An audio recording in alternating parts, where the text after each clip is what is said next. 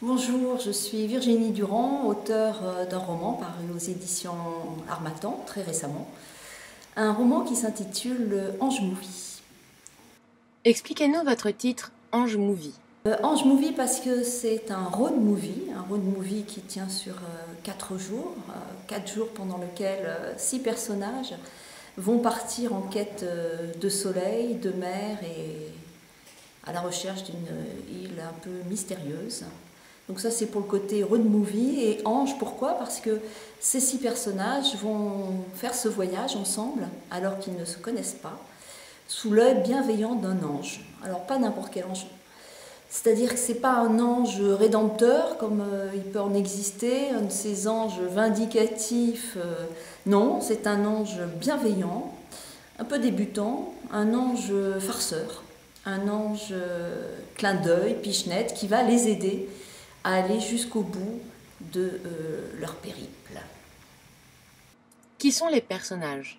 C'est d'abord, bien sûr, le personnage principal, Nathan, qui se retrouve entouré dans cette quête par 5 autres personnages. Je mets de côté mon ange farceur. Ces autres personnages sont des personnages qu'il ne connaît pas au départ. C'est donc un road movie qui se fait sur la base non pas amicale, familiale, non, c'est 5 personnes qui n'ont finalement aucun point commun, qui se retrouvent par le plus grand des hasards à devoir voyager ensemble. Votre livre est léger, pourtant il est question de mort. Pouvez-vous nous en dire plus? Au-delà du road movie, c'est l'histoire d'un homme que l'on a dit condamné à mourir, là, dans les jours qui viennent, ce qui explique qu'il prenne son bus et qu'il s'en aille avec ses passagers. Alors, est-ce qu'il va mourir ou pas? Ça, je me permettrai de ne pas le dire, si je puis m'exprimer de la sorte. Ce qui est important, c'est que c'est un livre qui parle de la libération. Comment est-ce que, face à la mort, est-ce que j'ose devenir enfin celui que je suis? Comment est-ce que j'ose me libérer de mes chaînes? Comment est-ce que j'ose aller jusqu'au bout de mes désirs?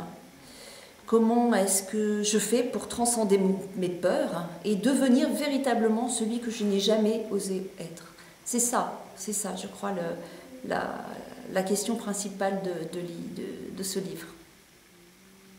Comment vous est venue l'idée de ce livre?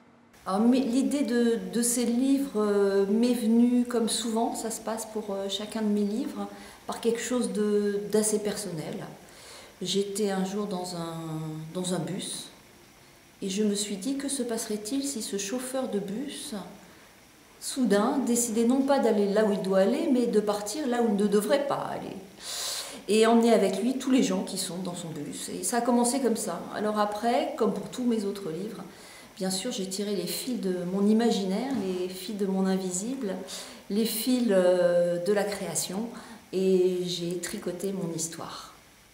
Comment on écrit un road movie?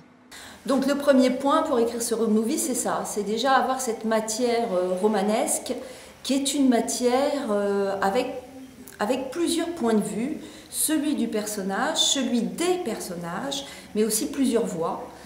Vous allez donc retrouver dans ce livre les voix d'Hermann Hesse, de Charles Péguy, les voix d'un journal, les voix de poèmes, les voix de chansons qui vont composer en fait autant de points de vue, j'ai presque envie de dire comme en journalisme, autant d'angles d'attaque par rapport à une situation donnée.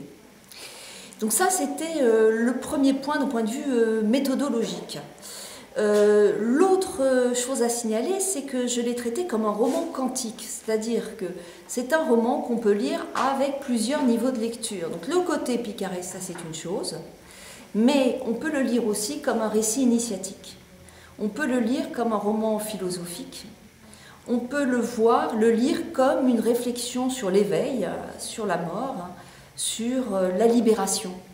C'est une réflexion sur la transition entre la vie et la mort, une réflexion aussi sur la transsubstantiation.